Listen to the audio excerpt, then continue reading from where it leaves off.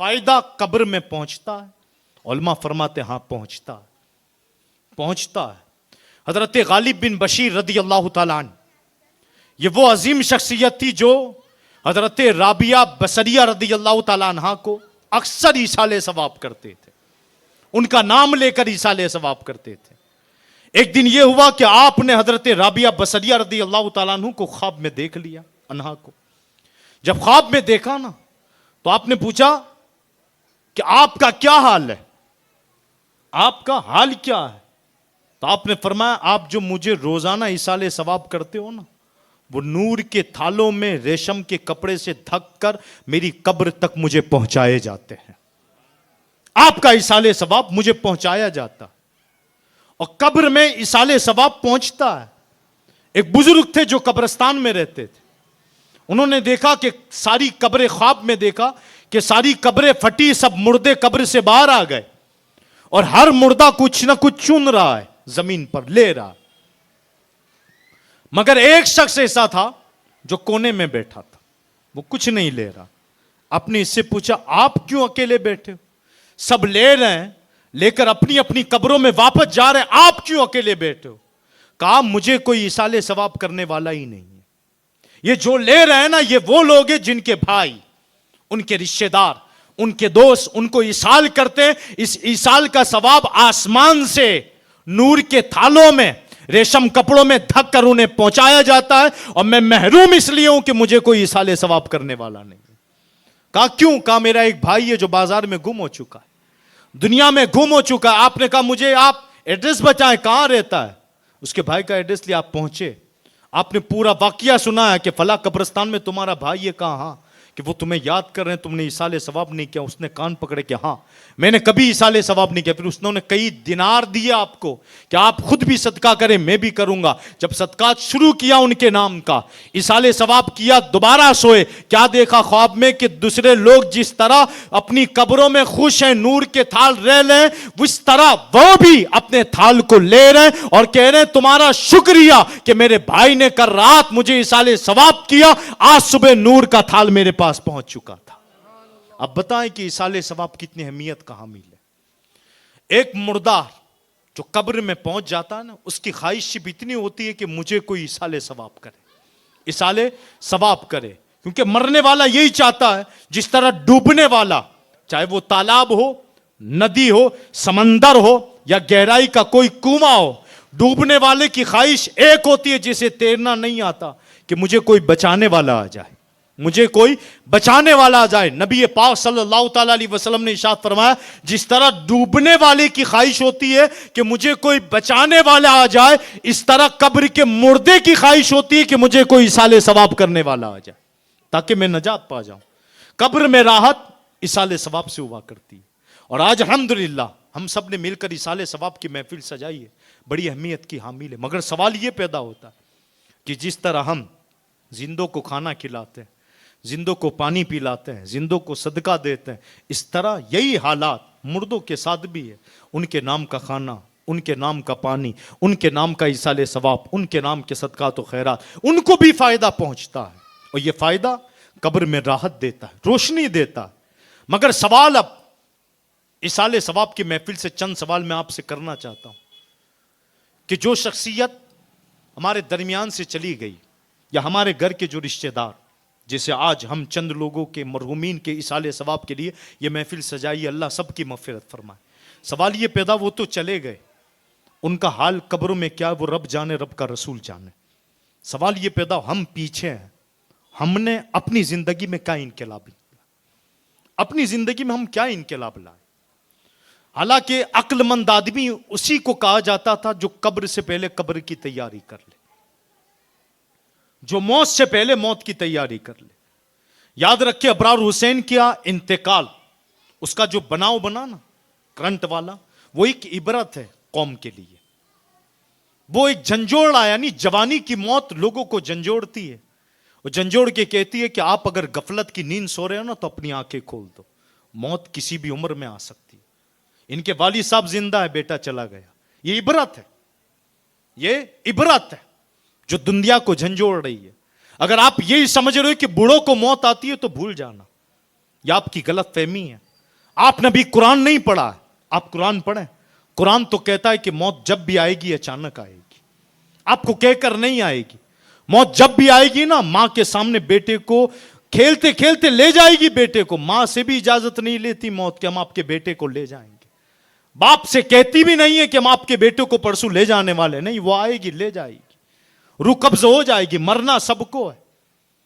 इस कौम का आलिमिया ये है ना, हमने महफिल सजाई, अल्लाह इसकी बरकतें सब पर नाजिल फरमाए, मगर इस महफिल का असल मकसद यह भी होना चाहिए कि हम अपनी भी आंखें खोलें कि हमने जो गफलत के पर्दे अपनी आंखों पे डाल रखे हैं। दुनिया पढ़े आज दुनिया की हालत क्या। आज दुनिया मुसलमानों को किस अंदाज से दबोच रही है। यह दबोचना, यह कमजोर करना मुसलमानों को जगा रहा है, और जगा कर कह रहा है किस गफलत की नींद सो रहे हो आप, कहां जाना है आपको। आप 15 अगस्त को नारा तो लगाते हो आजाद हो गया, मगर मैं कहता हूं आप फिक्री तौर पर अभी भी आजाद नहीं हुए। बस इतना हुआ है कि गोरे तन से काले दिलों से हम आजाद हुए। सिर्फ इतना हुआ है कि वो यहां से भागकर चले गए, अपना मुल्क उन्होंने बसा लिया, मगर आज भी इस मुल्क में उनकी फिक्रें चल रही है। इनकी फिक्रें चल रही है, उन्हीं की फिक्र पर हम जिंदा है। ये टीवी क्या है, उनकी फिक्र है। ये मोबाइल क्या है, ये उन्हीं की फिक्र है। उसमें गंदी चीजें क्या है, ये उन्हीं की फिक्र है। ये फिल्में क्या है, ये उन्हीं की फिक्र है। ये ड्रामे क्या है, ये उन्हीं की फिक्र है। ये गाने क्या है, उन्हीं की फिक्र है। आज नौजवानों की स्टाइलें क्या है, ये उन्हीं की फिक्र है। तो आप किस जुबान से कह रहे हो आप आजाद हो? नहीं, जब तक कौम फिक्र से आजाद न हो, आजाद नहीं कहलाती। आज आप सर से लेकर पांव तक सच बताएं, आशिक रसूल नजर आते हो या आशिक फिरंगी नजर आते हो? खुद गौर करें अपने आप पर। यह चीज झंझोड़ रही है आपको, और आपको झंझोड़ कर कह रही है कि आप अपने आप को आईने में देखकर कहें कि आप आशिक रसूल हैं या आशिक फिरंगी हैं, क्योंकि आपके बाल कटाने की स्टाइल तो फिरंगों की तरह है। आपने जो दाढ़ियों में डिजाइन बना रखी है वो तो फिरंगियों की स्टाइल है। आपके घरों में, आप घर में बैठकर एक मां अपनी बेटियों को लेकर, बेटियों को लेकर जो फिल्में, ड्रामे, गाने बाजे टीवी की स्क्रीन पर देख रही है, ये इम्तियाज, ये अंदाज, ये तरबियत तो हमारी नहीं थी, ये तो फिरंगियों की है। आपके घर में सुबह से लेकर शाम तक जो बच्चों को मोबाइलों के हवाले कर दिया जाता है, बच्चा 24 घंटे गेम में लगा रहता है, यह तो हमारी अपनी तालीम नहीं है। इस्लाम तो कहता है कि बचपन से उन्हें किस्से सुनाओ, कुरान की मोहब्बत दो, तालीमात कुरान दो, उनको तरबियत दो, उन्हें समझाओ हक क्या है, सच क्या है, झूठ किसे कहते हैं, सच किसे कहते हैं। कुरान पाक की आयत करीमा का दर्स दो उनके सामने, हदीस पाक की बातें बताओ, सहाबा के किस्से सुनाओ, ताबईन के किस्से सुनाओ, नबी पाक सल्लल्लाहु ताला अलैहि वसल्लम के मौजज़ात उनके सामने बयान करो। मगर आज हमने मोबाइलों के हवाले किया, यह तो तालीमात फिरंगी है। इश्क का अंदाज तो कहीं से नजर नहीं आ रहा। तो हम तो फिक्र से कभी आजादी नहीं हुए हो। और जिस मौत को कुरान और हदीस ने बार बार याद दिलाया था और कहा था मुसलमानों सुनो तुम्हें मरना, इस यकीन को आज मुसलमान का बच्चा बच्चा जानता है। किसे पता नहीं मरना है, किसे नहीं पता। यहां जितने बैठे हैं सबको पता है मरना, एक दिन हम सबको यहां से जाना है, एक दिन मर जाना, आखिर मौत है। जो कुछ करना है कर ले, आखिर मौत है। अब जो कुछ भी आपको करना हो कर लो, मगर इतना तो यकीन है कि हमें मरना। अब इस मरने के बाद हमें कब्र में भी जाना है, रब तबारक व तआला की बारगाह में हमें पेश भी होना है, सवालात भी होंगे, सवालात भी होंगे। मगर सवाल यह पैदा होता है कि मौत जो है ना, मौत की याद ख्वाहिशाते नफसानी की लज्जत को तोड़ देती है। मिसाल के तौर पर आज आप नीयत करके उठो कि यार मरना है, सही बात है, अबरार अपने साथ घूमता था, अपने साथ बैठता था, अचानक चला गया। फला जिन जिन की आज हमने महफिल इसाले सवाब रखी है, जिन जिन लोगों के नाम है, वो सब हमारे दरमियान में थे, चले गए। कितने लोगों के ऐलान हुए, चले गए हमारे पास। एक वक्त आएगा हमें भी जाना, हमें भी जाना है। हम अपने आप पर गौर करें। मगर सवाल यह पैदा होता है, क्या आप जाएं, जाने से पहले आपने कब्र की तैयारी क्या की?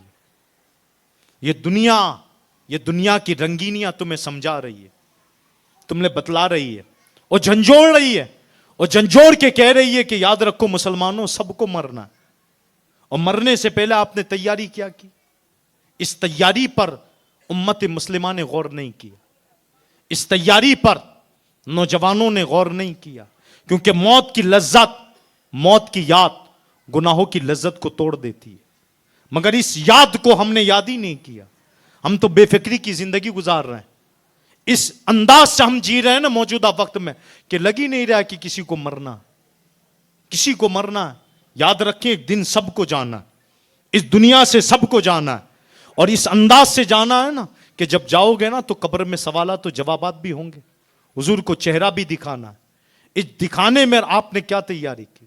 नारा सबने लगा इश्क नबी पर कि गुलामी रसूल में मौत भी कबूल है। सवाल ये पैदा हो, आप गुलाम भी बने हो कि नहीं? इस गुलामी के जो नारे लगा रहे हो ना, सच्चे गुलाम बने हो कि नहीं हो? क्योंकि आज तो हम सर से लेकर पांव तक फिरंगी नजर आ रहे हैं, उन्हीं का तर्ज नजर आ रहा है।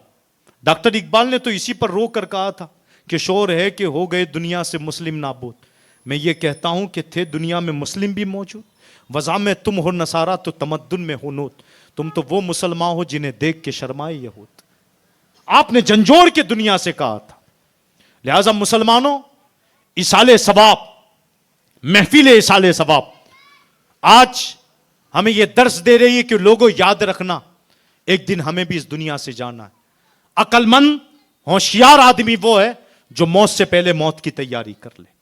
अब सवाल यह पैदा होता है, अकाईद सहीया पर हमारा गौर फिक्र है या नहीं? मौजूदा वक्त में मोबाइलों के जरिए, नेट के जरिए कुछ लोगों ने अकाईद, मामूलात को बिगाड़ने की कोशिश की है। यह कुर्बे कयामत की निशानी है। नबी पाक सल्लल्लाहु अलैहि वसल्लम ने इरशाद फरमाया था, आप कुछ ऐसे लोगों को देखोगे जो अपनी जबान से ऐसी बातें करेंगे जो तुमने सुनी ना होगी। आज आप देख ले मोहम्मद अली इंजीनियर को उठाकर ऐसी बात कर रहा है कि आप यही कहोगे कि मैंने तो सुनी नहीं है। यह तो कयामत की निशानी है। ऐसी ऐसी बातें उनकी जबानों से सुनोगे जो आपने कभी सुनी ना होगी। एक से एक फितना कौम के दरमियान में लाके रखेंगे और कौम इसी पर चर्चा बनाकर कौम को मुतनफ्फिर करेगी। आप आज यूट्यूब और नेट उठाकर देख लें, एक से एक ऐसे खरीदार मौलवी जिन्होंने अंग्रेजों ने खरीदा था। अंग्रेजों ने खरीद कर अहले सुन्नत व जमात, खासकर मुसलमानों को मुतनफ्फिर करने की कोशिश की थी। क्योंकि अंग्रेज को 1857 हो या 1947 हो, सिर्फ एक कौम से डर थी, वो थी कौम मुस्लिम। क्योंकि वो जानता था अंग्रेज, उसने अपनी किताबें पढ़ी थी कि मुसलमान वाहिद वो कौम है जिनकी गर्दनों में गुलामी मुस्तफा का पट्टा है। ये कभी बिकते नहीं है, ये रिश्वतों पर नहीं बिकते, मालो दौलत पर नहीं बिकते। तो उन्होंने चंद मौलवियों को खरीदा था, चंद मौलवियों को खरीदा था। अलगरस अंग्रेज जानते थे ये वो कौम है जो मौत से भी नहीं डरती है, क्योंकि इस कौम ने मौत से पहले मौत की तैयारी कर रखी है। इस कौम ने मौत से पहले मौत का सरमाया जमा कर रखा है। वो सरमाया क्या था? इश्क मुस्तफा। वो सरमाया क्या था? शरीयत मुतहरा की पाबंदी। इसलिए मौत से कभी भी मुस्तफा का गुलाम नहीं डरा। आप देखें कि जिस वक्त फारूक आजम रदी अल्लाह तआला छत पर कपड़ा सिल रहे थे, सूरज ने अपनी गर्मी दिखाई थी। क्या दिखाई थी? गर्मी, तेज गर्मी, धूप। जब आपके बदन पे सूरज की तपिश, गर्मी, तेज धूप पड़ी तो आपने अपनी निगाह आसमान की जानिब उठाकर सूरज से इतना कहा था, ए सूरज अपनी तेजी कम कर, गुलामी मुस्तफा पर अपनी तेजी मत दिखा। क्या जुमला कहा था? मुस्तफा के गुलाम पर अपनी तेजी मत दिखा। और इसी तरह हजरत सफीना रदी अल्लाह तआला, जब आप जंगल में थे, शेर सामने आ गया था तो आपने शेर से कहा था, ए शेर सुन, मैं नबी पाक का गुलाम हूं। क्या कहा था? मैं हुजूर का गुलाम हूं। शेर रुक गया और रुक कर सुधारे हुए कुत्ते की तरह, पाले हुए कुत्ते की तरह, जिस तरह कुत्ते पाले जाते, मालिक का गुलाम बन जाता है कुत्ता, इस तरह दुम हिलाता वो शेर आपके पास आया, आपके कदमों को चूमा, चूमकर आपको रास्ता दिखाया, जंगल के बाहर ले गया। सवाल यह था कि आपने ये क्यों न कहा कि मैं रब का बंदा हूं? ये क्यों कहा मैं मुस्तफा का गुलाम हूं?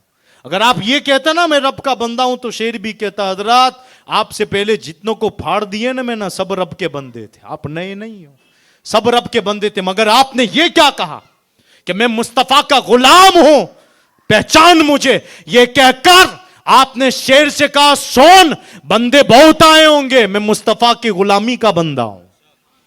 तो उस शेर भी समझ गया जो वाकई में गुलाम मुस्तफा हो वही रब के बंदे कहलाने के लायक होते हैं, वही रब के बंदे के। मगर आज इसी गुलामी को हमारे दिलों से निकाला गया और नत नयों को सुनकर निकाल रही नौजवान कौम है।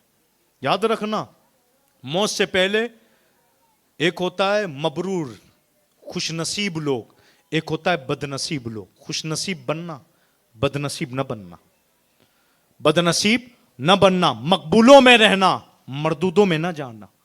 आप बाप दादा से लेकर अब तक मकबूलों में आए हो, मकबूलियत की जमातों में थे, फिक्र भी वही थी, सोच भी वही थी, अंदाज भी वही था। मगर आज मौजूदा वक्त ने, नेट ने मकबूलों को मरदूदों की जमातों में कर दिया, यानी उस जमात में दाखिल कर दिया है जो आपको तबाह कर देगी। वो फिक्र आपको तबाह कर देगी, वो फिक्र आपको, आपकी नस्ल को तबाह कर देगी। सवाल ये पैदा होता है, अब करें क्या? इतने फितने वाले माहौल में करें क्या? तो मैं कहना चाहता हूं अल्हम्दुलिल्लाह, हमें कहीं जाने की जरूरत नहीं है। हम सिलसिले नक्शबंद से वाबस्ता है, हम में से कोई सिलसिले चिश्त से वाबस्ता है, हम में से कोई सिलसिले कादरिया से वाबस्ता है, हम में से कोई सिलसिले अशरफिया से वाबस्ता है, हम में से कोई सिलसिले रजविया से वाबस्ता है। अलगरज जितने सिलसिले बरहक हैं, ये जितने लोग बैठे हैं ना, इनमें से किसी न किसी के मुरीद है। आप अपने अकाबीरों पर अपनी आंखें बंद कर लें और उनके मलफूजात पर अपनी आंखें बंद कर लें। अगर आपने अपना कदम इनसे हटाकर यह कहा यार ये बहुत अच्छा बोलता है, बहुत अच्छा बोलता है, अगर अच्छा कहकर आप यहां चले गए ना, याद रखना आप तबाह हो जाओगे। अपने पीर से आंखें आपने मोड़ ली और यूट्यूब पर किसी को अपना इमाम बनाया, आप ना बनाए उसे इमाम। हमारा इमाम हमारा पेशवा काफी है, मिसाल के तौर पर मशरफी है। हमने अपनी आंखें हुजूर शेखुल इस्लाम पे बंद की है।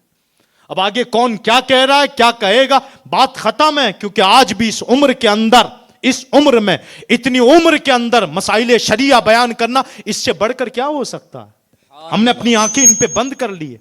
तो आप भी अपने अकाबीरों पर जो शरीयत मुतहरा के पाबंद है, उन पर अपनी आंखें बंद कर ले, लायानी बातों से दूर रहें। वरना याद रखना, अब तक मकबूल कहलाते थे, कहीं ऐसा ना हो आंख बंद करने से पहले मरदूदों में शुमार हो जाओ। क्योंकि मौत का एतबार है, मरने का एतबार है। इसलिए कहा गया मरने से पहले अल मौला कलमा नसीब कर देना।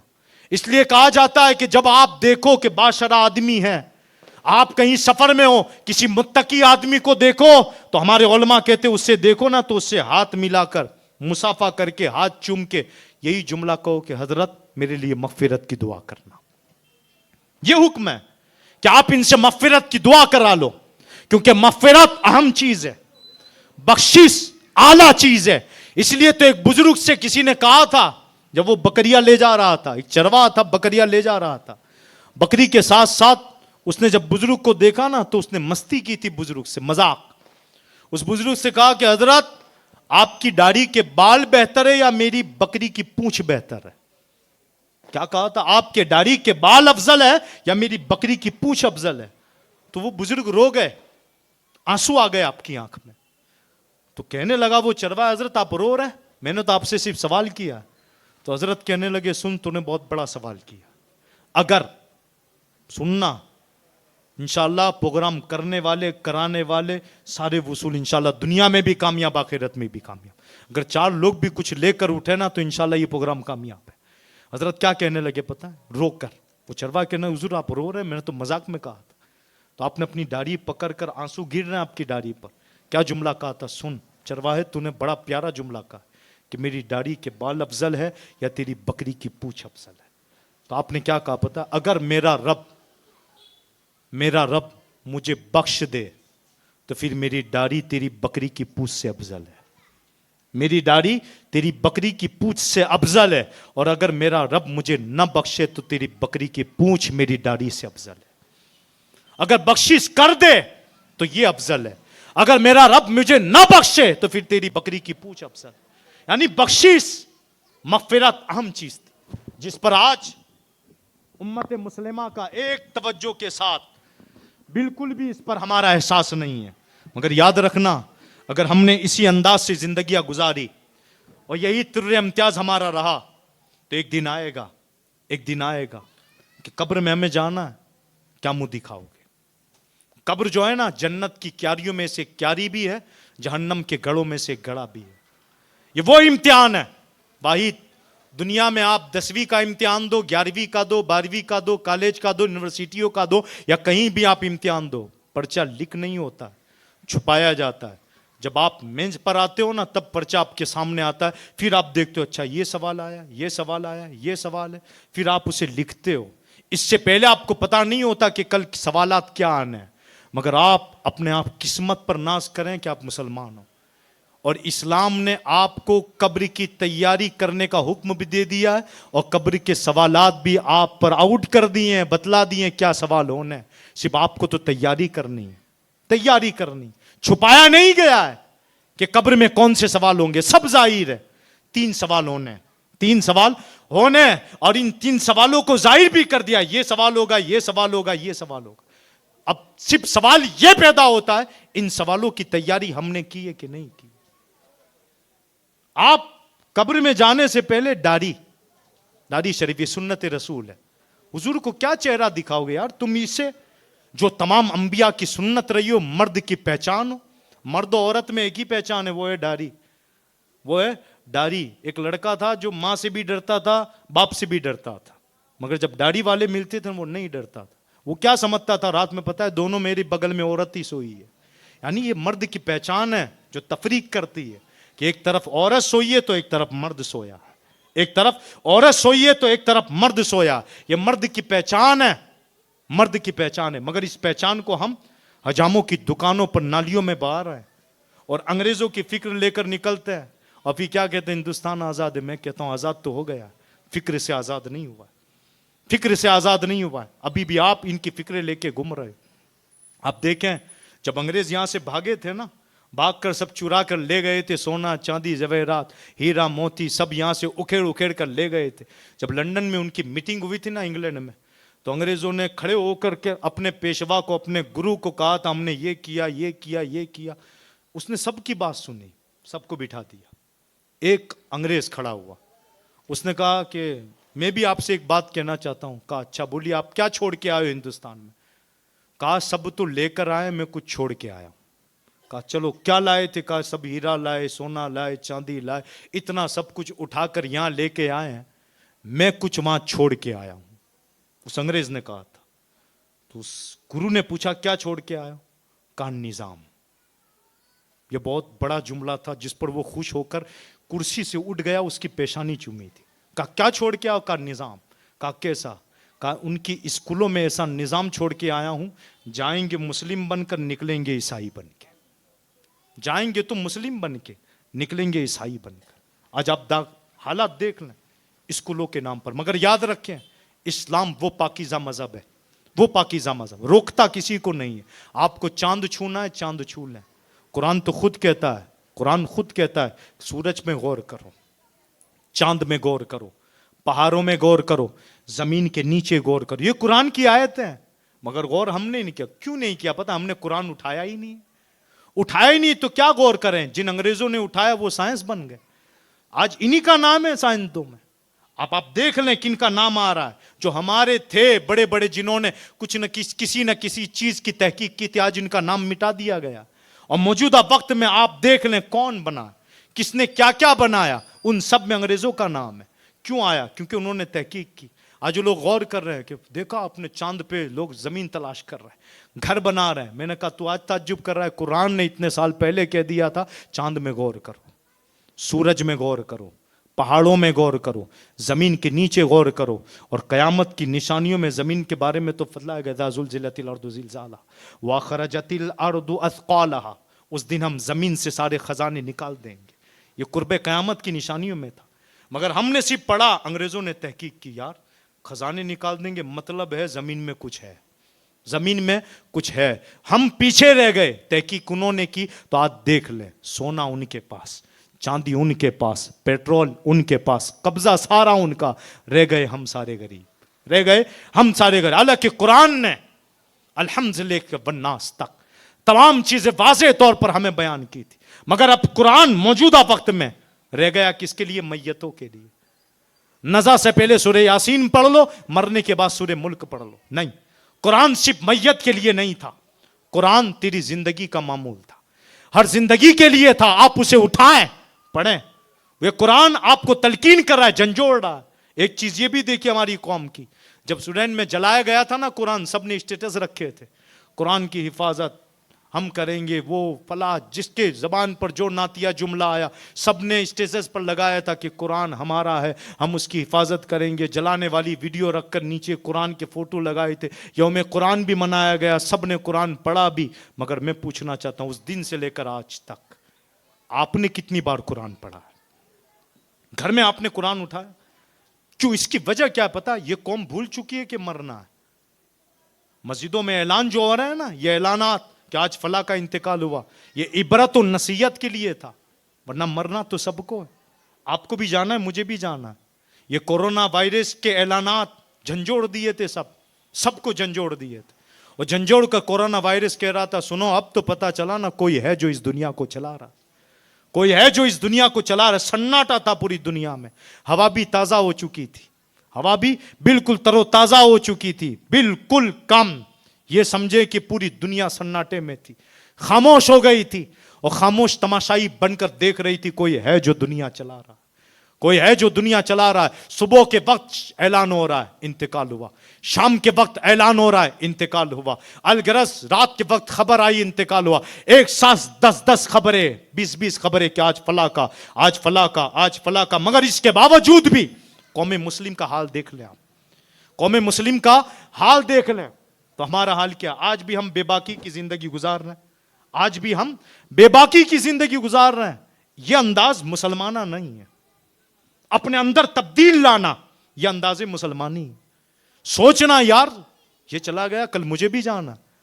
मौत जो है ना, मौत आदमी को गुनहगार नहीं बनाने देती। इसलिए फरमाया गया कि मौत को याद कर। फिल्म देखने जा रहा है ना, फिल्म देखने जा, मगर जब पहुंच जाए फिल्म अड्डे की तरफ, जब तू बिल्कुल करीब आ जाए कि अब बस जाना है, टिकट लेनी, अंदर घुसना है, तो घुसने से पहले, टिकट लेने से पहले इतना सोचना कि मौत आएगी, मरना है। अगर फिल्म देखते देखते इसकी दीवार गिर गई, मैं मर गया, मेरा क्या हश्र होगा? उलमा फरमाते सिर्फ इतना याद करना, कुर्सी पर बैठ कर इतना याद कर, फिल्म शुरू तो हो रही है, देख भी लूंगा, मगर देखते देखते अगर जमीन हिल गई, दीवार गिरी, मैं मरा, तो मेरा क्या हाल होगा? उलमा फरमाते अगर इतनी सोच भी आपके जमन में आ गई, आप टिकट फाड़ के तौबा करके अंदर से निकल आओगे, निकल आओगे। क्यों? क्योंकि मौत आपने याद की है, मौत की याद। इसी तरह आप गए बैंक में, सूद लिया हाथ में, इस हाथ से कहे हाथ तू ले तो रहा है, ले तो रहा, आज तेरी जबान नहीं है, आज तू नहीं बोल रहा, तुझे अच्छा लग रहा है, 1 लाख के बदले में 1,30,000 तो तू ले रहा है। ये 30,000 तो जो नफा ले रहा है, जो इस्लाम ने मना किया, हराम किया, सूद का, ये ले तो रहा है। मगर लेने से पहले ये बता, क्या तुझे मरना नहीं? क्या इस हाथ को मिट्टी नहीं बनना? मरने से पहले इतना बता, लेने से पहले इतना बता कि आज तो तेरी जबान नहीं है, कल कयामत के दिन तू भी बोलेगा, मौला ये वही शख्स था जिसने रिश्वतें ली थी, सूद लिया था। आप क्या समझ रहे हो? आप हाथ से जो मोबाइल देख रहे हो ना 4 दीवारों के अंदर, आप ये समझ रहे हो बाप सो गया, मां सो गई, देख ले जो देखना है देख बेटा, जो देखना है देख। मगर देखने से पहले इतना याद रखना, कल कयामत के दिन ये आंखों की भी जबान होगी, हाथ की भी जबान होगी। यही हाथ बोलेगा, मौला ये वही तेरा बंदा है जो रात के वक्त तारीकी में बाप के सो जाने के बाद, मां के सो जाने के बाद, घर के सो जाने के बाद, 4 दीवारी के अंदर हाथ में मोबाइल लेकर, मेरे ही जरिए इस बंदे ने रात की तिहाई के वक्त फिल्में देखी है, ड्रामे देखे हैं, बू फिल्में इसने देखी है, नंगी फिल्में इसने देखी है, अंग्रेजों फिरंगियों की फिक्रें इसने आम की है, मौला इसने देखा है। आंखें भी कहेगी हां मौला मैं इस पर गवाह हूं, इसने देखा है। उस वक्त शर्मिंदगी का आलम क्या होगा? आपने कभी सोचा? ये हाथ, ये पैर, ये जबान, ये सब बोलेंगे और बोल के कहेंगे, मौला इसने ये पैर भी बोलेगा, मौला चल के यहां तक आया था, चल के जुल्म किया, चल के उसने फला जगह टीवी देखी है, फला जगह वीसीआर देखा है, फला जगह गाने सुने। कान भी बोलेगा, आंख भी बोलेगी, जबान तो बोलेगी ही बोलेगी, मगर ये हाथ भी बोलेंगे, कदम भी बोलेंगे। उस वक्त आप कहां जाओगे चलो मैं गवाही नहीं दूंगा, आप मेरा दोस्त गवाही नहीं देगा, खुद आपके आज़ा आपके खिलाफ गवाही देंगे, उस वक्त आपके हालात क्या होंगे? उस वक्त आपके हालात क्या होंगे? इसलिए उलमा फरमाते मुसलमानों, मौत को याद करो, मौत को याद करो, अपने अकाईद को दुरुस्त करो, अपने अमाल को दुरुस्त करो। ये दुनिया जो है ना वक्ती तौर के लिए, मर सबको जाना, और सिर्फ ये जुमला भी याद रखें, सिर्फ और सिर्फ इंसानों को मालूम है कि मरना है, जानवरों को पता नहीं है कि मरना है।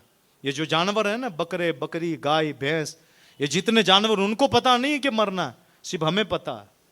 नबी पाक सल्लल्लाहु ताला अलैहि वसल्लम ने कहा था कि अगर इंसानों की तरह जानवरों को इल्म हो जाए कि एक दिन मरना है, एक दिन मरना है, तो याद रखना एक जानवर आप मोटा खाने के लिए नहीं पाओगे, सब इसी मौत की याद में दुबले हो जाएंगे, दुबले हो जाएंगे।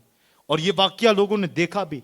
हजरत ईसा अलैहिस्सलातु वस्सलाम एक चरवाहे के पास से गुजरे, ऊंट बैठा था, जो ऊंट दूसरे ऊंटों को मार रहा था, काट रहा था।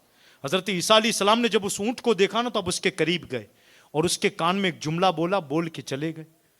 जब चले गए ना, चंद दिनों के बाद उसी रास्ते से गुजरे तो क्या देखा, वो ऊंट जो मोटा था, गोश्त वाला, बिल्कुल जाड़ा तगड़ा था, दूसरे ऊंटों को मार रहा था, आज उसका हाल ये है कि दुबला हो चुका है, रो रहा है, दरख्त के नीचे बैठा है, कुछ ना खा रहा है ना पी रहा है, बिल्कुल दुबला हो चुका है। हजरत ईसा अलैहिस्सलाम ने उसके मालिक से पूछा, यार ये वही ऊंट है? कहा हाँ। तो कहा ये ऊंट तो बड़ा मोटा था, दुबला क्यों हो गया, रो क्यों रहा है? तो उसने कहा मुझे पता नहीं है, मगर एक मुसाफिर यहां से गुजरा था जिसने इस ऊंट के कान में कुछ कहा था, उस दिन से लेकर आज तक नहीं उस ऊंट ने कुछ खाया है न पिया है, बस इस अंदाज से पड़ा है, रो रहा है। हजरत ईसा अलैहिस्सलातु वस्सलाम की आंखों में आंसू आ गए। उससे कहने लगे, चरवाहे तुझे मालूम है वो कौन था मुसाफिर का? नहीं। कहा वो मैं ही था, वो मैं ही था, मैंने ही उसके कान में कहा था। कहा हुजूर आपने क्या कह दिया था कि उस दिन से आज तक उसने खाया नहीं, न पिया है न खाया, बस रोए जा रहा है और दुबला भी हो चुका है। हजरत ईसा अलैहिस्सलातु वस्सलाम ने उस चरवाहे से क्या कहा था? मैंने तो सिर्फ इसके कान में इतना कहा था, जब मैंने देखा कि ये दूसरे ऊंटों को मार रहा है, काट रहा है, खा रहा है, तो मैंने उसके कान पकड़ के इतना कहा था, ए ऊंट ज्यादा तेवर न दिखा, इन्नका मय्यतुन, बेशक तुझे भी मरना है। बस मैंने इसके कान में इतना कह दिया था कि तुझे भी मरना है। बस उस दिन से लेकर आज तक उसने कुछ खाया भी नहीं। ए मुसलमानों, तुम तो बचपन से जानते हो एक दिन मरना है, मगर इस बेबाकी के साथ जो जमीन पर घूम रहे हो ना, ये अच्छा नहीं। याद करें कि हमें भी मरना, एक दिन जाना है। क्या मुंह दिखाओगे नबी पाक को? अगर आप ये चाहते हो कि फला दोस्त फला फला मेरी मदद कर लेंगे, इसाले सवाब कर देंगे, आज किसी के पास वक्त नहीं है, आज किसी के पास वक्त नहीं। हम तो उस दौर में जी रहे हैं जहां मौलाना को भी बुलाने पर घर बुलाया जाता है तब आते हैं, घर बुलाते हैं ना तभी, वरना आज किसी के पास वक्त नहीं है। ये तो रब का करम है कि इतनी मसाजिदें हैं तो हमारे घरों में कुरान खानियां हो जाती, वरना पूछो उस माशरे से जहां सिर्फ एक मस्जिद है, जहां पढ़ने वाला कोई नहीं है। आप बताओ तो सही यार, आपने अब तक कुरान पढ़ना देख कर नहीं जाना, तो आप क्या करोगे आगे जाके? एहसास ये चीज का पैदा करें कि हमें भी मरना, क्योंकि ये एहसास जो है ना, मरने वाला एहसास आदमी को मुत्तकी बना देता है, परहेजगार बनाता है, नेक बनाता है, मस्जिदों की तरफ लाता है। मगर बेबाकी मस्जिदों से दूर करती है, बेबाकी जवानों की बर्बादियों को तबाह कर देती है। आज जो स्कूलों के नाम पर, ट्यूशन के नाम पर, फिरंगियों तालीमात के नाम पर आज जो हम तबाह होते जा रहे हैं ना, याद रखना आज पढ़ाई में आप देख लें 10-10 लाख 20-20 लाख 30-30 लाख फीस हो चुकी है सालों की। बच्चे हमारे पढ़ रहे हैं, पढ़ना अच्छा है, आप जाएं तरक्की करें, मगर इस पढ़ाई का मकसद अगर सिर्फ तालीमात फिरंगी है तो याद रखना कुछ हासिल नहीं होगा। अगर इस तालीम के बाद करोड़ों रुपए अपने बेटे के पीछे खर्च करने के बाद बेटा शरीयत मुतहरा का बागी हो जाए ना, तो 0/0 है, कुछ काम कर नहीं। और अगर करोड़ों रुपए खर्च करने के बाद बेटा शरीयत मुतहरा का पाबंद है ना, तो तारीफ के काबिल है, तारीफ के काबिल है। क्या वजह है कि आज मौजूदा हालात में माशरती और माशी तंगी होने के बावजूद आज बच्चे बाहर जा रहे हैं, वरना मौला अली ने तो कहा था अपने घर की कमाई बेहतर है, घर की कमाई पसीने की कमाई हो, मेहनत की कमाई हो, वही बेहतर है। उसी कमाओ, 2 लुकमे खाओ मगर हक हलाल के खाओ, 2 लुकमे खाओ हक हलाल के खाओ। अलगरस हालात के पेश नज़र आज हर कोई तैयारी करा अपने बेटे को बाहर भेजें, रोजी कमाए। मगर मैं उन माँ बाप से भी कहना चाहूँगा, भेजो, भेजना मना नहीं है, मगर भेजने से पहले एक सवाल मेरा भी आपसे है कि आप इतनी तैयारी उसे बाहर भेजने के लिए कर रहे हैं, आपने कभी अपने लिए अपने बेटे को तैयार किया कि बेटा सुन, मैं मर जाऊं तो मेरी कब्र पे सूरे मुल्क पढ़ना, इतना तो पढ़ ले? नहीं, एक माँ बाप की तवज्जो ही नहीं इस पे। आज अगर मैं बात करूं तो देखा ये कोरोना वायरस में कितने फोन आते कि हजरत आओ, वो दावत इस्लामी के मुबल्लिगों को फोन जा रहा है, मौज़िनों को फोन जा रहा है, सबको फोन जा रहा है, गुस्ल दे दो, नहलाओ, मैयतें पड़ी है, और बेचारी ये लोग सब में जा जाकर सबको नहला रहा है, मौज़िन जा जा कर। सवाल ये पैदा होता है, घर के 4 जवान बेटों ने मदरसे में इतना भी ना सीखा कि एक बाप को गुस्ल कैसे दिया जाए? ये सवाल या निशान है। लंदन जाने की तैयारी बेताबी के साथ आपने कर ली, ऑस्ट्रेलिया जाने की तैयारी कर ली, इस ऑस्ट्रेलिया के धुन में तो आप फजर से लेकर इशा तक भी भूल गए हो।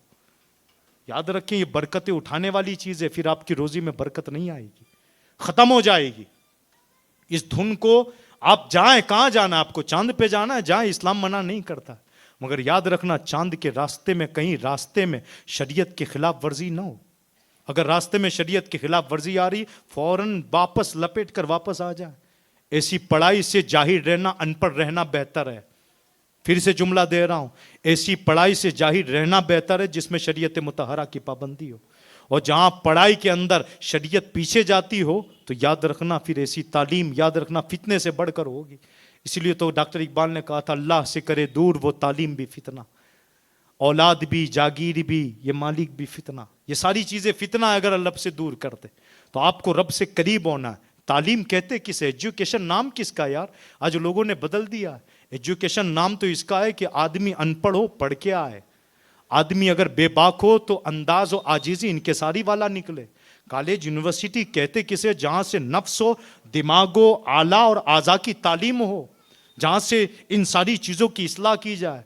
अगर बच्चा घर में बेबाक था, स्कूल से आए, सलाम करे, हाथ चूमे माँ बाप के, क्या वजह है?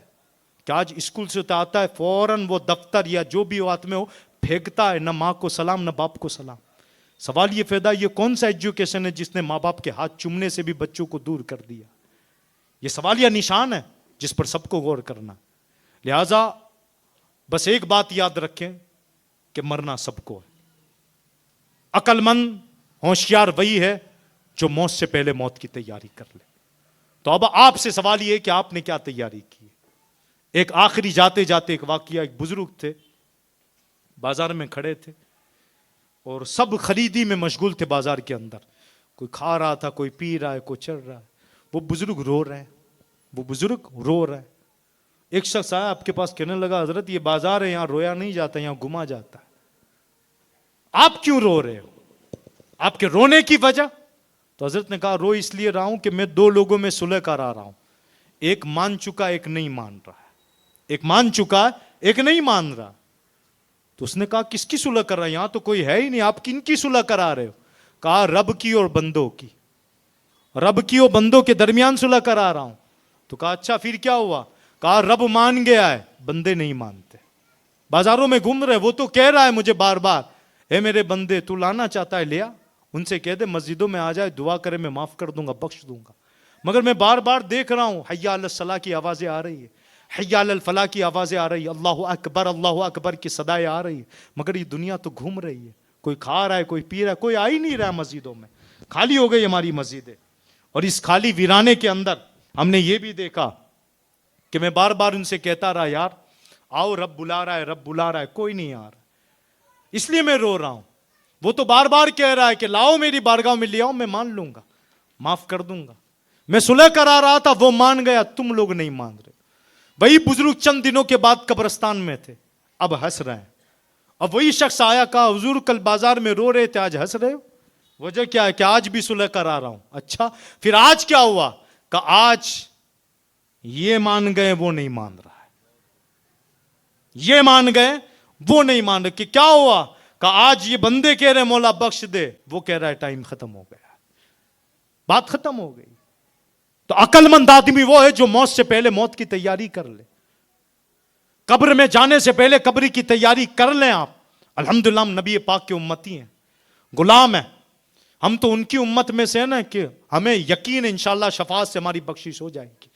साहबा ताबईन, हम तो इमामों के मानने वाले लोग हैं, साहबा अहले बैत के मानने वाले लोग हैं, शहीदान करबला के मानने वाले लोग हैं। हम अल्हम्दुलिल्लाह उनके मानने वाले लोग हैं जो मौत से डरते नहीं थे, मौत की आंखों में आंखें मिलाते थे।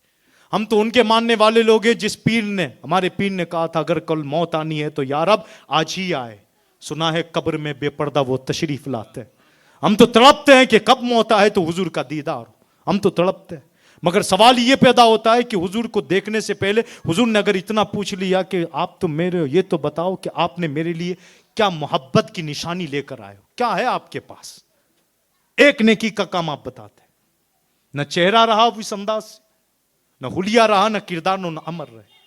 लिहाजा एक ही शख्सियत है जो हर वक्त हर जगह हमें काम आएगी, वो है नबी पाक की ज़ात।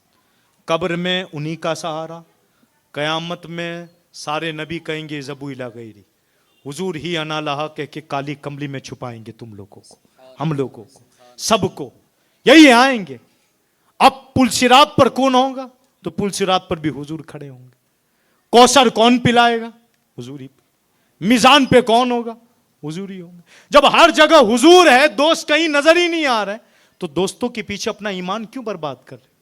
क्यों इश्क, क्यों उनकी गुलामी में अपनी जिंदगी नहीं गुजार रहे हो, जो हर वक्त हर तरीके पर हर दौर में हर मुश्किल वक्त में काम आने हैं?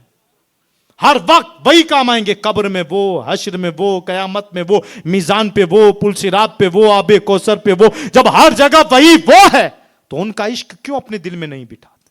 बिठाओ, फिर देखो मौत भी तुमसे डरेगी, मौत भी डरेगी, कांपेगी कि जाएं कि ना जाएं।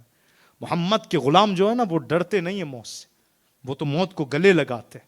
शहीदान करबला की आंखों की नजरों के सामने मौत थी, मगर शरीयत मुतहरा की पासदारी ने, इमाम हुसैन रदी अल्लाह तआला ने अपने भतीजे, भांजे, नवासों सबको शहीद कर दिया और करवाया रब के नाम पर, रब के नाम पर कराया। आप खुद देख रहे हैं, चचा होकर भतीजे की लाश ले रहे हैं, मामू होकर भांजे की लाश उठा रहे हैं, बाप होकर बेटे की लाश ला रहे हैं, बाप होकर नन्हे अली असगर की लाश अपने हाथ में पकड़ी है और दुनिया को बतला रहे हैं, देखो सुनो, ये दुनिया जो है ना आर्जी तौर के लिए, ये दुनिया मोमिनों के लिए कैद खाना है। मोमिनों के लिए क्या है? कैद खाना। जन्नत इंशाल्लाह हमारे लिए, जन्नत किसके लिए? हमारे लिए। ये जगह हमारे लिए कैद है, और कैद खाने में तकलीफें होगी, मुसीबतें भी होगी, परेशानियां भी होगी। आज हर कोई शिकायत करता है, हजरत बहुत परेशानी है, आज हम तकलीफ में। मैं कहता हूं आप वावेला क्यों कर रहे हो? अपनी जिंदगी और इस्लाम पर, अहले सुन्नत व जमात पर इस्तेकामत से चले रहे यार।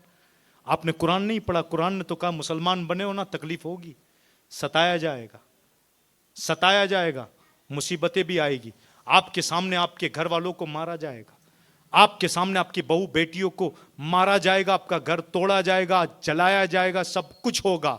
हम आपको आजमाएंगे, आप सब्र करते हैं या वावेला करते हैं। ये तो कुरान और हदीस और बुजुर्गान दीन की तालीम से वाज़ेह है। अगर हम मुस्लिम हैं तो तकलीफ आनी है, आशिक रसूल है तो और ज्यादा तकलीफ आनी है, अहले सुन्नत से हमारा ताल्लुक है तो और तकलीफ आनी है।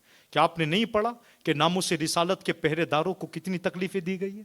जेलों में डाला गया, मारा गया। काले पानी की सजा किसने खाई है ना? काले पानी, डेंटमार्क के काली पानी में कौन रहा है? अल्लामा फजल खैराबादी रहे, कौन रहा है? मुजद्दिद अल्फसानी जेल में रहे, इमाम अहमद बिन हम्बल जेल में रहे, इमाम आजम जेल में रहे। किस इमाम की आप बात करोगे?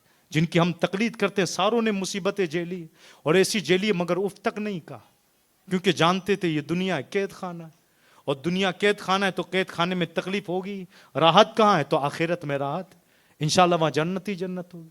वो रब होकर कह रहा है मुसलमानों फिक्र ना करो। अगर हम चाहते हैं ना, रब होकर कह रहा है, अगर हम चाहते तो तुम्हारे घर की जीने जो है ना, सीढ़ियाँ हम सोने की बना के आपको दे देते, मगर हमने ही नहीं दी। हमने ही तुमको झुपड़ियों में रहने के लिए घर दी, गरीब रहो ताकि एहसास हो रब कौन है। हमने आपको तकलीफें दी ताकि आपको याद आए रब कौन है। हमने आपको मुसीबतें दी ताकि आपको याद आए रब कौन है। वरना हम चाहते तो हम आपको सोने की देते।